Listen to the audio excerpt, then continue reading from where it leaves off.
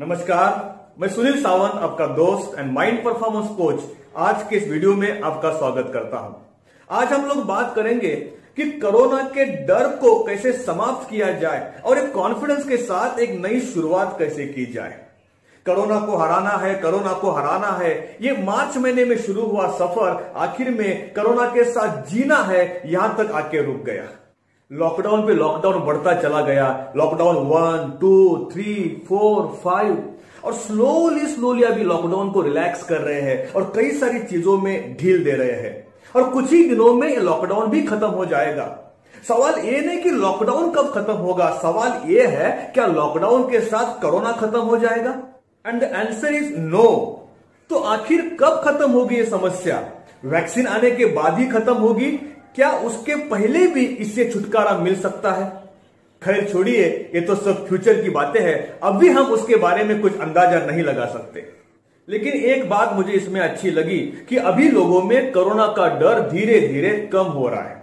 मार्च महीने में कोरोना के केसेस इतने थे लेकिन डर इतना था।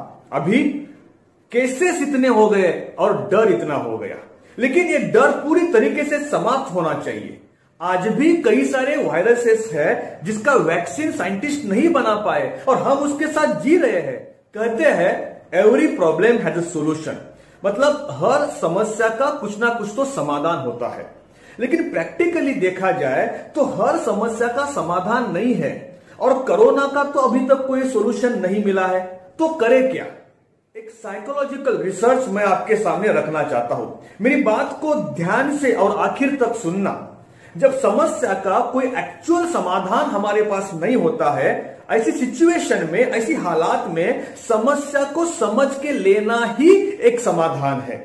There is no solution of few problems, understanding the problem itself is a solution.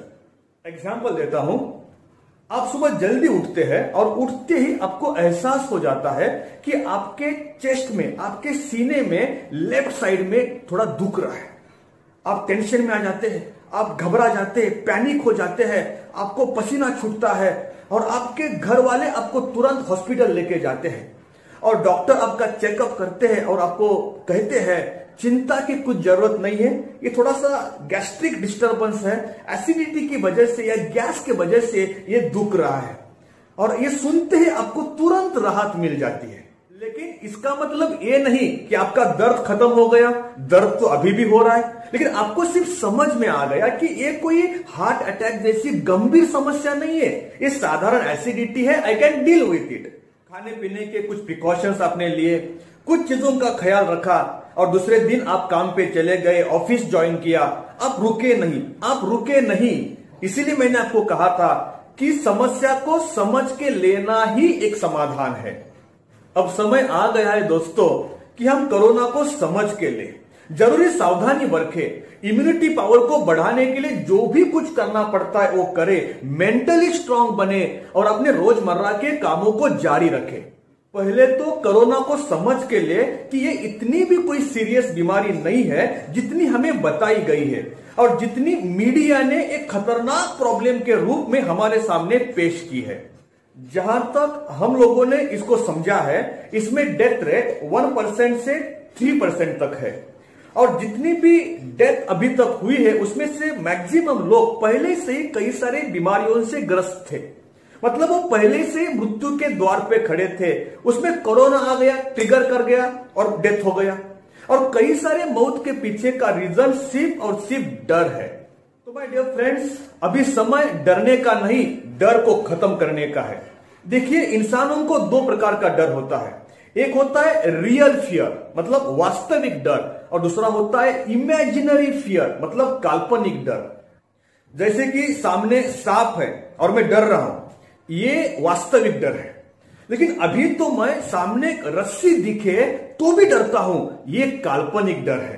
Corona के साथ भी यही हुआ है। कोरोना का वास्तविक डर एक्चुअली इतना है, लेकिन काल्पनिक डर इतना है। अभी तो गले में साधारण खिचखिच भी हो गया तो लगता है कि कोरोना ही हो गया, ये काल्पनिक डर है। मतलब हम सांप को नहीं, हम अभी रस्सी को देख के डर रहे हैं। ये डर मीडिया ने हमारे अंदर बिठाया है।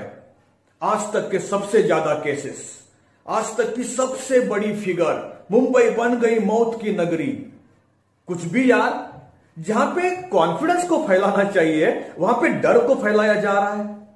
अब समय आ गया है दोस्तों कि हम लोग रियलिटी को समझ के ले कि परिस्थिति इतनी भी गंभीर नहीं है। अब समय आ गया है दोस्तों कि हम डर को खत्म करें, कॉन्फिडेंस को बढ़ाएं, आत्मविश्वास को बढ़ाएं और काम पे लग जाएं। देखिए, एक बात मैं आपको समझाना चाहता हूं। एक्सीडेंट ना हो जाए इसलिए ट्रैफिक सिग्नल पे रुकना चाहिए, यह बात सही है, लेकिन कितना समय में रुकूं? 1 महीना, 2 महीना, 3 महीना?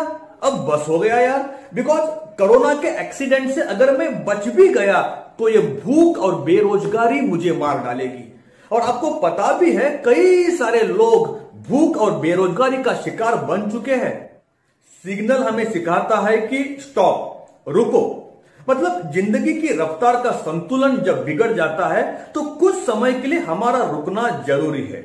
लेकिन सिग्नल हमें साथ में यह भी सिखाता है कि लुक एंड प्रोसीड, मतलब ध्यान से देखो और आगे बढ़ो।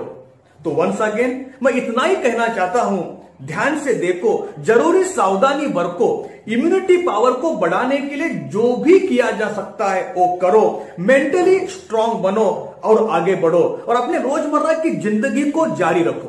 B mentally strong and resume your work, start your work. Take care दोस्तों, अपना ख्याल रखिए। एक नई शुरुआत के लिए मैं सुनील सावंत आपको ढेर सारी शुभकामनाएं देता हूं।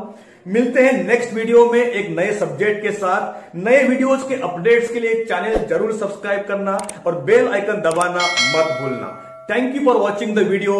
Bye bye.